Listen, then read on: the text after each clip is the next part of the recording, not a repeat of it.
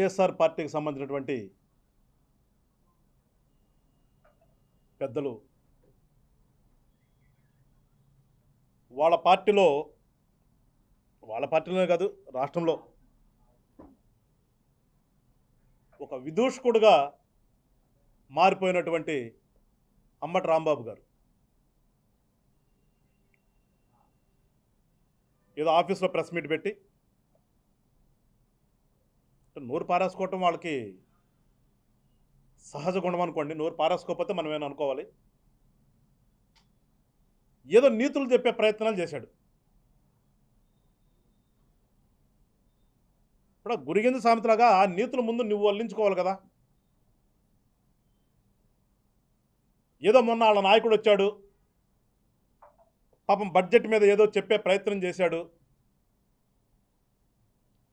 వాస్తవానికి అది ఎక్కడ చెప్పాలి? అది అసెంబ్లీకి పోయి మాట్లాడాలి, ప్రతిపక్ష హోదా కావాలని అడుగుతున్నప్పుడు. ఆ ప్రయత్నం ఏం చేయకుండా ఏదో తాడేపల్లిలో కూర్చున్నాడు, ఎవడో రాసిచ్చిందని చదివాడు. చదువుతూ నోరు పారేసుకున్న దాని మీద సహజంగా రాజకీయ పార్టీలు స్పందించాలి కదా, స్పందిస్తాయి. ఆ స్పందించిన దానికి పాపం ఈ విదూషకుడు గారు వచ్చి నిన్న ఏదో గింజుకుంటున్నాడు. నువ్వు నిన్నెందుకు కూర్చున్నావు? నువ్వు నిన్న మీ జగన్మోహన్ రెడ్డిని ఏదో అంటున్నారన్నా కదా నువ్వు కూర్చుంది. మరి మా నాయకులు అన్నప్పుడు మేము కూర్చుంటాం కదా. మరి ఆ మాత్రం ఇంగిత జ్ఞానం లేదా నీకు? ఆయన ఏదో మాట్లాడితే మేము మాట్లాడాం, జనసేన వాళ్ళు మమ్మల్ని పంచులు పతిస్తా అన్నారు, చెప్పులు ఇసురుతా అన్నారంటావు. ఎందుకన్నావు ఆ మాట? మీ వాడిని నోరు జరగడు కాబట్టి అన్నాం. మరి నువ్వెందుకు వచ్చావు? మీ వాడిని అన్నావు, నువ్వు వచ్చావు కదా. అంటే చెదుడికి చెప్పేవాడు కాదు నీతులు. మనం కూడా ఆశించడానికి ఉండాలి. ఎప్పుడూ కూడా జనసేన పార్టీ నాయకులు కానీ ఏ ఒక్క రాజకీయ పార్టీని మా అంతటిగా మేము నోరెత్తి మాట్లాడింది కానీ క్రిటిసైజ్ చేసినటువంటి సందర్భం కానీ ఏనాడు లేదు మా రాజకీయ ప్రస్థానంలో. మమ్మల్ని ఎవరైనా అన్న తర్వాత మేము కౌంటర్ అటాక్ చేసాం తప్పితే మేముగా స్వతహాగా ఏ ఒక్కరి మీద కూడా ఎప్పుడూ కూడా ఏ సందర్భంలో కూడా నోరు పారేసుకోలేదు. ఏదైనా మాట్లాడితే మేము రాజకీయంగానే మాట్లాడాం. ఎక్కడా కూడా వ్యక్తిగత హననాలు చేసే విధంగా ఏ రోజున పవన్ కళ్యాణ్ గారి దగ్గర స్టార్ట్ చేస్తే కింద ఉన్నటువంటి కార్యకర్త వరకు కూడా ఎప్పుడూ మాట్లాడలేదు మేము. అని మమ్మల్ని అంటే ఏ రోజున ఊరికిన పరిస్థితి కూడా లేదు మేము రాజకీయాల్లోకి వచ్చింది రాజకీయాల్లో మంచి చేద్దామని, ప్రజలకు మంచి చేయాలని ఆలోచనతో మేము వచ్చాం. మీకులాగా దోచుకుంటాకు వచ్చిన పార్టీ కాదు కదా. దోచుకుంటాకు వచ్చినప్పుడు మీకున్నప్పుడు సేవ చేద్దామని వచ్చినటువంటి మాకు కూడా ఉంటుంది కదా కొద్ది గొప్ప కోపం. మీ నాయకుడు చెప్పినంతా జనం విన్నారో లేదో తెలీదు. మళ్ళీ అదే నిన్న మొదలుపెట్టాడు రాంబాబు గారు. ఇప్పుడు బడ్జెట్ గురించి మాట్లాడాల్సిన ప్లేస్లోకి వెళ్ళి మాట్లాడి మీరు జనం వింటారు. ఇప్పుడు మీరు ఎవరికి ఏం చెప్పదలుచుకున్నారు? మీరు గతంలో మీరున్నప్పుడు గత ప్రభుత్వాలు వచ్చి అసెంబ్లీలో కొట్లాడే కదా. 2 3 4 మీరు హోదా ఇచ్చినా ఇవ్వకపోయినా మీరు ఏం చెప్తాను, నేనే ఇచ్చాను హోదా అని. సరే నీకు ఆ యొక్క పవర్ నీకు ఉందా లేదో మీ కిందకు వదిలేస్తున్నాం. నిన్న కూడా మళ్ళీ అదే మాట్లాడతాడు అంబటి రాంబాబు గారు. ఇది కాస్త తెలివిగలడం అనుకున్నాం మేము. క్లియర్గా ఉన్నాయి కదా, రూలింగ్స్ ఉన్నాయి. పార్లమెంట్ రూలింగ్ 1956లో అప్పుడున్నటువంటి ఫస్ట్ లోక్సభ స్పీకర్ గారు మాల్వాంకర్ గారు ఒక డైరెక్షన్ ఇచ్చాడు. ఆ డైరెక్షన్స్ ప్రకారం 120, 121 ప్రకారం కూడా 1/10 ఉండాలి అనేది చట్టం. అది ప్రొసీడింగ్స్. అది దాని ప్రకారం లేదు కనుకనే మొన్నటి రోజున స్పీకర్ గారు మీకు అది కుదరదురా బాబు, మీరు మామూలుగా సభ్యుల్లోగానే వచ్చి మీరు మాట్లాడవచ్చు అని అన్నారు. నువ్వు సభ్యుడిగా అసెంబ్లీకి వెళ్తే నీకు టైం ఇవ్వకపోతే నువ్వు అప్పుడొచ్చి బయట నుంచి గగ్గోలు పెట్టు. ఎవరు కాదంటారు మిమ్మల్ని? ఏమీ లేకుండా మీ ఇష్టం వచ్చినట్టుగా మీకు ఆఫీసులో మీకు టీవీ పేపర్ ఉందని చెప్పేసి మీరు మాట్లాడుకోవటం, రాసుకోవటం, తిట్టడం. మళ్ళీ మేము వచ్చి మాట్లాడితే మమ్మల్ని తిడుతున్నారు, మా మీద కేసులు పెడుతున్నారు. నంగనాస్తతంగా రాంబాబు గారు మాట్లాడతాం. కేసుల గురించి నీకు తెలియదు, పాపం తిట్ల గురించి నీకు తెలియదు. ఎప్పుడు మీ నాయకులు కానీ మీరు కానీ ఏ రాజకీయ పార్టీని తిట్టిన సందర్భాలు లేదు, రాజకీయ నాయకుల మీద కేసులు పెట్టిన సందర్భాలు లేదు, మీ ఇష్టానుసారంగా ప్రకృతి సంపదను దోచుకున్నది లేదు, మీ ఇష్టానుసారంగా అధికార దుర్వినియోగం చేసింది లేదు. చాలా నంగనాచి పాపం రాంబాబు గారు ఇవాళ వచ్చి కూటమి ప్రభుత్వం మీద, కూటమి ప్రభుత్వంలోని మంత్రుల మీద అభియోగాలు చేస్తున్నారు. మరీ ముఖ్యంగా మా నాయకుడి మీద మాట్లాడుతున్నాడు, మనోహర్ గారి మీద. మిస్టర్ అంబటి రాంబాబు గారు, నువ్వు గతంలో మంత్రిగా చేశావు. అంతకుముందేదో నువ్వు చెప్తావు మా మహానాయకుడు టైంలో కూడా ఏదో చైర్మన్ గిరి కూడా చేసావు. నువ్వు నీ యొక్క ప్రస్థానం ప్రజలకు తెలీదా? లిట్ క్యాప్ చైర్మన్గా చేసిన దగ్గర నుంచి నువ్వు మొన్న మంత్రిగా చేసినప్పుడు కూడా నీ ఘనకార్యాలు ఎవరికి తెలియదు? నీ నువ్వొచ్చి ఊరకనే నాదెండ్ల మనోహర్ గారిని క్రిటిసైజ్ చేసేటటువంటి స్థాయి నీది ఉందా? అసలు నీదు ఆ స్థాయి తగ్గాడు వాడు నువ్వు ఏమన్నా? అసలు నీకు మనోహర్ గారికి ఏమైనా పోలుకుందా? లేదంటే మీ యొక్క పార్టీలో ఉన్నటువంటి సోకాళ్ళు పాత బ్యాచ్ ఎమ్మెల్యేలు కానీ మంత్రులు కానీ ఏ ఒక్కళ్ళకైనా సరే మనోహర్ గారి పక్కన నుంచున్నటువంటి స్థాయి ఉందా మీకు ఎవరికైనా? స్థాయి లేని మీరు వచ్చి ఒక స్థాయి గల వ్యక్తి మీద మాట్లాడే ముందు కొంచెం ఆలోచించాలి కదా రాంబాబు గారు. అంటే అంత ఎటకారంగా మాట్లాడుతున్నాం, మేము మాట్లాడితే ఎటకారం అంటావు. నీ ఎటకారం ఏంటి? నువ్వు బియ్యం మంత్రా? అదే నీ విఘ్నత. బియ్యం మంత్రి ఉందా క్యాబినెట్లో ఏమన్నా? నీ తెలివితేటలయ్యా. అందుకే నేను ఒక బఫూన్ గడ్డలో చూసేది రాష్ట్ర ప్రజలందరూ కూడా. నువ్వు నిజం చెప్పినా కానీ అబద్ధం అనుకుంటున్నారు ఇవాళ రాష్ట్ర ప్రజలు. నీ పరిస్థితి అట్లా అయిపోయింది. ఇది ఏం చేసావు నువ్వు గతంలో? గుర్తులేదా నీకు? అరే పిల్లలు లెట్రిన్ బావులు క్లీన్ చేయడానికి దిగి చనిపోతే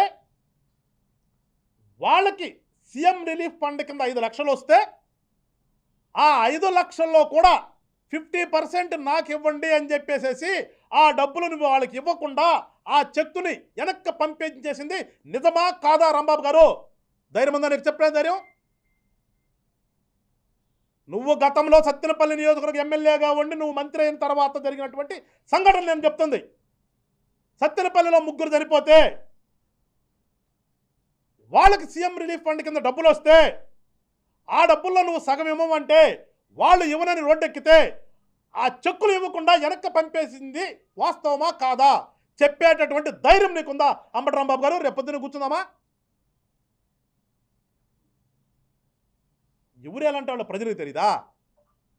నీ బతుకేంటి? నీ బతుకు మంత్రిగా ఉండి సంక్రాంతి పండగకి లాటరీ టిక్కెట్లు అమ్మించుకున్నటువంటి నీదొక బతుకు. నువ్వు వచ్చేసి వాళ్ళకి క్రిటిసైజ్ చేస్తావా? ఎవరు బతుకంటే రాష్ట్ర ప్రజలకు తెలీదా రాంబాబు గారు? నీ మీద కేసులు కూడా రిజిస్టర్ అయ్యాయి కదా దొంగ లాటరీల కింద. లాటరీ టిక్కెట్లు అమ్మటం నిషేధం అని చెప్పేసి తెలిసినటువంటి నువ్వు ఒక పెద్ద మనిషివి లాటరీ టిక్కెట్లు అమ్మిస్తే దాని మీద సత్తెనపల్లిలో కేసు రిజిస్టర్ అయ్యి నీ మీద ఇవాళ సత్తెనపల్లి కోర్టులో కేసు పెండింగ్ ఉందా లేదా? ఏం బతుకునిది? లెట్రిన్ క్లీన్ చేసుకునే పిల్లల డబ్బుల దగ్గర నుంచి మొదలుపెట్టి నువ్వు సత్తెనపల్లి నియోజకవర్గంలో లాటరీ టిక్కెట్లు అమ్మించిన దగ్గర మొదలుపెట్టి గ్రామాల దగ్గర నుంచి మొదలుపెట్టి అరే సున్నప్రాయ కోసం నువ్వు కాసుమహేశ్వర రెడ్డి తన్నుకున్నది నిజమా కాదా రాంబాబు గారు? చెప్తావా? ధైర్యం ఉందా నీకు? బౌండరీ తీసుకుని తన్నుకున్నారు కదా మీరిద్దరు. ఇది నాకు వస్తుంది, నాకు డబ్బులు రావాలి, నీలోకి వస్తుంది, నీకు డబ్బులు రావాలి. నీ భాగోతం ఎవడు తెలీదు, నీ చరిత్ర ఎవడు తెలీదు. నువ్వు వచ్చి వాళ్ళ మనోహర్ గారిని క్రిటిసైజ్ చేసేంత స్థాయి అనేది. ఈ రాష్ట్రంలో రేషన్ బియ్యాన్ని నాశనం చేస్తుంది మీరు కదా? రేషన్ బియ్యం దొంగలు ఎవరో తెలియదు రాష్ట్ర ప్రజలకి? ఆ రేషన్ బియ్యం దొంగని కాకినాడలో పట్టుకున్నామనే కదా మీ ఏడుపంతా. అక్కడి నుంచి మూలాలన్నీ ఒకటొకటి వస్తున్నాయనే కదా మీ ఏడుపంతా. వ్యవస్థను నాశనం చేస్తుంది మీరే కదా రాంబాబు గారు? చెప్పే ధైర్యం ఉందా నీకేమన్నా? రేషన్ బియ్యం కోసం ఇస్తామనే పేరుతో ఎండియు వాహనాలను కూడా పెట్టి మీ ఇష్టానుసారంగా పంచుకుంది మీరే కదా రాంబాబు గారు? నువ్వొచ్చి అలా మనోహర్ గారు వచ్చిన తర్వాత వ్యవస్థల్ని సరిచేసే క్రమంలో అన్ని సార్లు పట్టుకొని ప్రజలకు వెళ్ళే విధంగా మేము చేస్తూ ఉంటే మీ వాళ్ళందరిని లోపలేస్తున్నామని ఒక పిచ్చి భ్రమలో ఉండి నువ్వు వచ్చి మాట్లాడతావా? ఏదో మాట్లాడాలి కదని. ఇంగిత జ్ఞానం ఉండాలి రాంబాబు గారు. నువ్వు ఇంకా పెద్దవాడు అని ఇంకా గౌరవిస్తున్నాం మేము. మాట్లాడే ముందు నోరు ఉంది కదా, నాకు టీవీ ఉంది కదా, నీ ఇష్టానుసారం మాట్లాడితే 100 మాట్లాడతాం మేము, 100 చెప్తాము నీ చరిత్ర. ధైర్యం అంటున్నావు. ధైర్యం ఉందా నీకు? నేను అడిగినాటి మీద సమాధానం చెప్పేటప్పుడు ధైర్యం నీకుందా? నీకు అది జగన్మోహన్ రెడ్డికి వచ్చి మనోహర్ గారు చెప్పాలి, లోకేష్ గారు చెప్పాలి, చంద్రబాబు గారు చెప్పాలన్నారు. వాళ్ళ తర్వాత చెప్తారు. వీటి మీద చెప్ప ముందు నీకు ధైర్యం చెప్దాం. నువ్వెంత దిశాలో చెప్తాం కదా. మేమంత చాలా ధైర్యవంతులమి, మా జగన్మోహన్ రెడ్డి స్వయం ప్రకాశితుడు అని చెప్తున్నావు కదా. నీ స్వయం ప్రకాశితం అంతా చెప్దాం. కూర్చుందాం ఎదురుగా. మీ ప్రభుత్వంలో జరిగింది కానీ ఇప్పుడు జరుగుతున్నాయి కానీ మొత్తం మాకు ఒక ఆలోచన ఉంది. ఇచ్చిన ప్రతి హామీని నిలబెట్టుకోవాలనే ఒక ప్రయత్నం చేస్తున్నాము. రాష్ట్ర ఆర్థిక పరిస్థితిని నాశనం చేశారు కదా. ఆర్థిక వ్యవస్థను నాశనం చేశారు, వ్యవస్థను నిర్వీర్యం చేశారు. మీరు వెళ్ళిపోతే ఇక్కడ ఏమీ లేకపోతే ఇవాళ వచ్చిన తర్వాత ఏ రకంగా రాష్ట్రాన్ని ఒక పక్కన అభివృద్ధి చేయాలి, ఓ పక్కన ఇచ్చినటువంటి హామీలు కానీ ప్రజలకు మంచి చేయాలి అనే ఆలోచనతో ముందుకెళ్తూ మేము బడ్జెట్ని రూపకల్పన చేసుకున్నాం. ఎందుకు నీకు ఉలుకు? ఎన్ని రోజులు గడిచింది? 8 నెలలకు అయింది. 8 నెలలకే నీకు ఎందుకు అంత ఉలుకు? నీకులాగా చెప్పేది ఒకటి చేసేది ఒకటి లాగా ఉండదు. మేము అరే నీ స్కీములో స్కామ్ లేనటువంటి స్కీమ్ ఏదో చెప్పరా బాబు గారు? మాట్లాడితే మా జగన్మోహన్ రెడ్డి అమ్మవాడు ఇచ్చాడు, అయ్యవాడు ఇచ్చాడు, తాత పుట్టులు ఇచ్చాడు. నువ్వు పెట్టినటువంటి స్కీముల్లో స్కామ్ జరగనటువంటి స్కీము ఒకటి చెప్పు. నీ ధైర్యం ఏంటో చెప్తా నేను. లేదు ఎదురు కూర్చుందామా? గత 5 సంవత్సరాల్లో మీరు ఇచ్చినటువంటి స్కీముల్లో ఉన్నటువంటి స్కాములన్నీ కూడా మేము బయట పెడతాం. ఎన్ని వేల కోట్లు లూటు చేశారో చెప్తాం. ధైర్యం ఉందా నీకు? ఎదుర్కొనే ధైర్యం ఉందా? నువ్వు వచ్చి ధైర్యాల గురించి, పద్ధతుల గురించి, రాష్ట్రంలో ప్రభుత్వం గురించి మాట్లాడితే నవ్వుకుంటారు రాంబాబు గారు. ఇది బడ్జెట్ మీద మా నాయకుడు అడిగాడు, అడిగినాటికి ధైర్యం సమాధానం చెప్పే ధైర్యం ఉందా అంటున్నావు. అసలు మీ నాయకుడికి అసెంబ్లీకి వెళ్ళేటటువంటి దమ్ము ధైర్యం ఉందో లేదో ముందు దాని సంగతి తెలుసు. అసెంబ్లీ సెషన్స్ జరుగుతుంటే ఇంతవరకు అడుగు పెట్టకుండా బయట కూర్చొని నాకు టైం ఓవర్ అని చెప్పేసి మొరిగా మీరు అందరూ కూడా చెప్తున్నాను. మీరు చెప్పే దీచాలకి ధైర్యశాలికి అసెంబ్లీలో అడుగు పెట్టేటటువంటి దమ్ము ధైర్యం ఈ 5 సంవత్సరాల్లో ఉంటుందా లేదా? దానికి సమాధానం చెప్పందు. నువ్వు అడిగినట్టు తర్వాత చెప్తాం. మేము చెప్పాల్సిన పల్లె ప్రజలందరూ కూడా తెల్ల పేపర్ ఇచ్చాం. బడ్జెట్ ఏంటో తెలుసు, బడ్జెట్లో కేటాయింపులు తెలుసు, అందరూ చదువుకుంటారు. కానీ అసలు మీరు అసెంబ్లీకి వెళ్ళే ఆలోచన ఉందా లేదా ఈ 5 సంవత్సరాలు? దాన్ని చెప్పండి ముందు సమాధానం. మీరు ఆ ధైర్యం ఏంటో తెలుద్దాం. వెళ్తామో వెళ్ళమో అని చెప్పే ఒక మాట చెప్పడానికి ఆ ధైర్యం నీకుందా? నీ నాయకుడికి ఉందా? చెప్పించగలవా? చాలా మాట్లాడతాం రాంబాబు గారు. మేము కూడా ఏదో మాట్లాడటానికి వచ్చి మాట్లాడద్దు. మేము అన్నామని గింజుకునేటప్పుడు మీరేమంటున్నారో కూడా ఒకసారి చూసుకోండి. ప్రతి దాని మీద కూడా మాట్లాడగలం. ప్రతి విషయం కూడా మీకు సమాధానం చెప్పేటటువంటి దమ్ము ధైర్యం మా దగ్గర ఉంది. మాకు ఎక్కడా లేక కాదు. మేము ఏదో ఎటకారాలుగా ఏదో జర్మనీ అన్నాడు, జర్మనీ అనేది ఏమన్నా దాంట్లో ఉన్నదే. నిన్నెట్లా విలేకరులు అడిగారో, మీ నాయకుడిని విలేకరులు ఎట్లా అడిగారో అదేవిధంగా అసెంబ్లీ దగ్గర విలేకరులు అడిగిన దానికి పవన్ కళ్యాణ్ గారు చెప్పారు సమాధానం.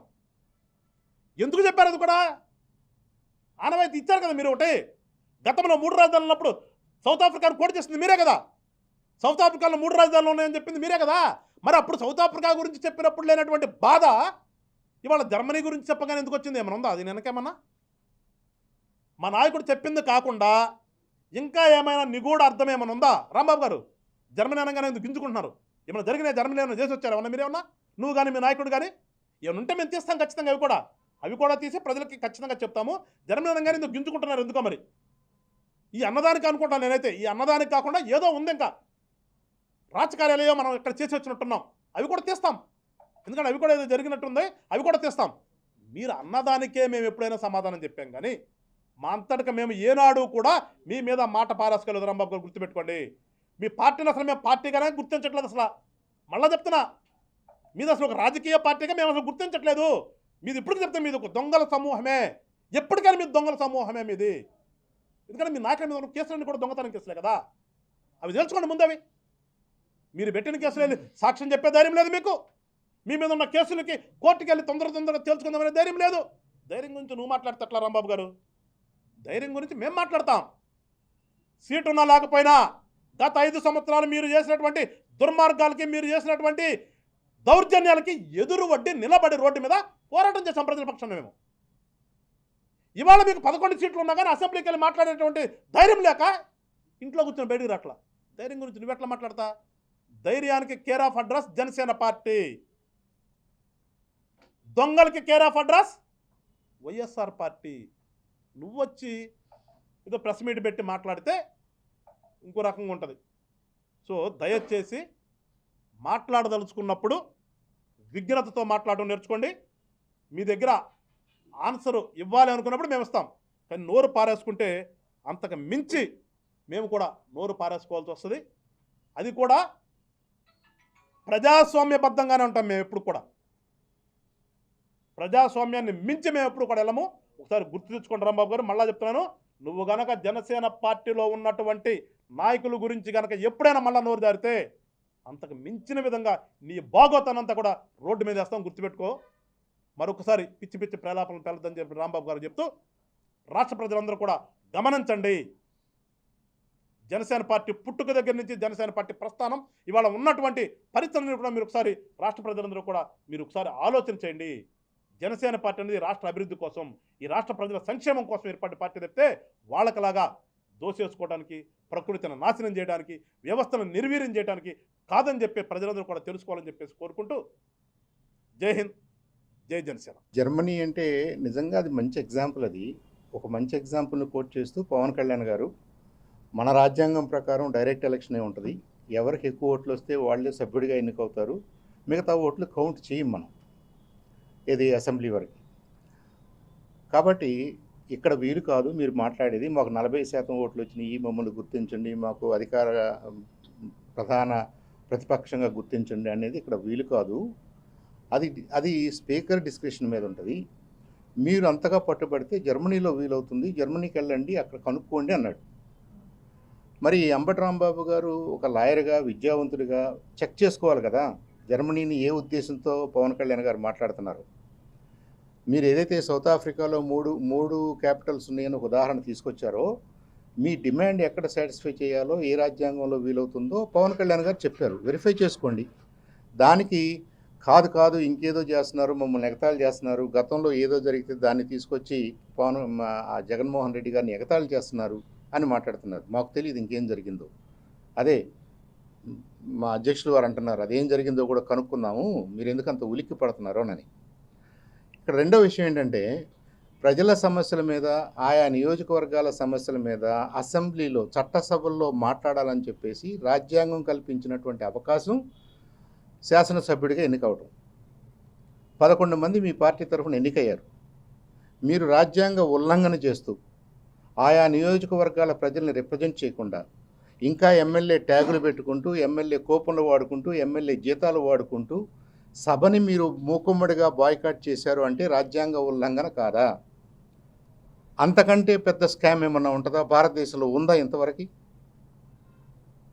గత 75 సంవత్సరాల్లో ఎక్కడైనా మన భారతదేశంలో ఏదైనా అసెంబ్లీలో ఇలా జరిగిందా? మీరు ప్రజల హక్కుల కోసం శాసనసభలో మాట్లాడాల్సిన మీరు మీ ఓన్ హక్కుల కోసం కూడా మాట్లాడుకోలేని దుస్థితిలోకి వచ్చేసి, మీ పత్రికలకి మీరు ఇంటర్వ్యూలు ఇచ్చుకుంటూ, మీ మీడియాతో మీరు మాట్లాడుకుంటూ, మరి అంత పెద్ద ఉల్లంఘన, అంత పెద్ద స్కామ్ చేస్తున్న జగన్మోహన్ రెడ్డి గారు ఏ విషయాన్ని గురించి ఎవరితో చర్చిస్తాడు? ఏ అధికారం ఉందని చర్చిస్తాడు? ఆయన్ని భుజాన్ని వేసుకున్న అంబటి రాంబాబు గారు ఏ విషయాన్ని గురించి చర్చిస్తాడు? కాబట్టి నిన్న అంబటి రాంబాబు గారు మాట్లాడింది కంప్లీట్గా అన్కాన్స్టిట్యూషనల్ వేలో మాట్లాడుతున్నాడు, ఒక బుల్లీగా మాట్లాడుతున్నాడు. ఆయన ఒక డ్రామటిస్ట్ కాబట్టి, ఒక ఆర్టిస్ట్ కాబట్టి, నేను పెద్దగా మాట్లాడితే పెద్ద డైలాగ్ డెలివరీలు ఇచ్చేస్తే నన్ను మెచ్చుకుంటారని అనుకుంటున్నాడేమో. మనం ఒక రాజకీయ ప్లాట్ఫామ్ మీద ఉండి రాజకీయాల గురించి మాట్లాడుకుంటున్నాం, ప్రజల సేవల గురించి, ప్రజాసేవ గురించి మాట్లాడుతున్నాం, ప్రజలకు కావాల్సిన అవసరాల గురించి మాట్లాడుతున్నాం. ఒక పద్ధతిగా దాన్ని అమలు చేయడానికి ట్రై చేస్తుంది ఈ ప్రభుత్వం. మీరు అసెంబ్లీలో కూర్చోండి, సలహాలు ఇవ్వండి, మీ నియోజకవర్గాల్లోనూ రాష్ట్రంలో ఉన్నటువంటి ఇబ్బందులను హైలైట్ చేయండి. మీకు సరిపోను టైం రాలేదనుకోండి, సరిపోను టైం రాదు. అధికార పక్షంలో ఉన్న సభ్యులు కూడా మనం రోజు చూస్తున్నాం టీవీలో, అధ్యక్ష నాకు ఇంకొక 2 నిమిషాలు ఇవ్వండి, నాకు ఇంకో 3 నిమిషాలు ఇవ్వండి అని అడగట్లేదా? స్పీకర్ ఇవ్వట్లేదా? మీరు సభలో ఉంటే మీకు ఏదన్నా ఇంకో 2 నిమిషాలు ఎక్స్ట్రా కావాలంటే, 5 నిమిషాలు ఎక్స్ట్రా కావాలంటే, మీరు మాట్లాడుతున్న సబ్జెక్టులో నిజం ఉంటే, ప్రజల గొంతుకు నిజంగా మీరు వినిపిస్తుంటే ప్రజలు కూడా గమనిస్తారు, స్పీకర్ కూడా మీకు ఆనర్ చేస్తారు, సభ కూడా మీకు టైం ఇస్తుంది. మీరు అది చేయకుండా మీరు ఎందుకు భయపడుతున్నారంటే, నిజాయితీకి నిలువుటద్దంగా, నిస్వార్థంగా ప్రజాసేవలో ఉన్న పవన్ కళ్యాణ్ని ఫేస్ చేయడానికి జగన్మోహన్ రెడ్డి గారు భయపడుతున్నాడు. అది మీ వ్యక్తిగతమైనటువంటి ప్రాబ్లం. ఆయనకు తోడుగా మిగతా 10 మంది సభ్యులను కూడా మిస్లీడ్ చేస్తున్నాడు. సో ఆయన నాయకత్వం ఏమి ఇవ్వటం లేదు. ఉన్న నాయకత్వాన్ని కూడా డైల్యూట్ చేస్తూ జీరో చేస్తూ సభ నుంచి పారిపోవడానికి ట్రై చేస్తున్నాడు. దానికి ముసుగు మాకు ప్రతిపక్ష నాయకుడు హోదా ఇస్తేనే మేము వస్తాము అంటాం. అలాంటి నిబంధన మీరు ఎమ్మెల్యేగా గెలిచేటప్పుడు లేదు, మీరు హౌస్లోకి రావడానికి లేదు, మీరు ప్రతిపక్ష నాయకుడిగా డిమాండ్ చేసే అవకాశం లేదు. ఏమీ లేని దాన్ని కల్పించుకుని మీరు భుజాన్ని వేసుకుని ఇంత పెద్ద తతంగం చేస్తున్నారంటే మీరు భయపడుతున్నారు. మీరు ఎవరికి భయపడుతున్నారో మాకు తెలుసు, ఎందుకు భయపడుతున్నారో మాకు తెలుసు. దాన్ని కప్పిపుచ్చుకోవడానికి మీరు ఒక మంచి నాయకుడు, ఒక సీనియరు, ఒక స్పీకర్గా పనిచేసినటువంటి 2004 నుంచి నిస్వార్థంగా పనిచేస్తున్న మనోహర్ గారి మీద మీ ఇష్టం వచ్చినటువంటి మాటలు మాట్లాడుతున్నారు. అది మీ నైజం. అలా కాకుండా మాట్లాడితే మేమందరం వినేవాళ్ళం, వీళ్ళలో ఏదో మార్పు వచ్చిందని. మీరు ఇలాంటి చెత్త మాటలు ఎన్ని మాట్లాడినా ఎవరు పట్టించుకోరు. పట్టించుకోకూడదని మిమ్మల్ని 11 సీట్లు తగ్గించారు. అదొకటి గమనించుకొని రాంబాబు గారు లాంటి వాళ్ళు అదుపులో ఉండి నోరు అదుపులో పెట్టుకుని మంచి మాటలు చెప్తే వాళ్ళ పరపతి పెరుగుతుంది, వాళ్ళ పార్టీకి గౌరవం పెరుగుతుంది. రాబోయే రోజుల్లో ప్రజలు ఇంకేమన్నా బెటర్గా ఆదరిస్తారేమో. 11, 12 కావాలంటే మీరు చాలా ఎక్సర్సైజ్ చేయాల్సిన అవసరం ఉంది. ఆ 11 కూడా నిలబడే పరిస్థితులు కనపట్టలేదు. కాబట్టి రాంబాబు గారిని జనసేన పార్టీ తరఫున హెచ్చరిస్తూ, ఈసారి వ్యక్తిగతమైన దోషులు చేసిన మాదొక క్లియర్ పాలసీ కదండి. వెంకటేశ్వర గారు చెప్పినట్టుగా నో ఫస్ట్ స్ట్రైక్. ఇంకంతకంటే పెద్ద డిక్టం ఏమన్నా ఉందా? ఎవరిని కూడా వ్యక్తిగతంగా మాట్లాడకూడదు, మరి ముఖ్యంగా ఫస్ట్ మేము మాట్లాడకూడదు.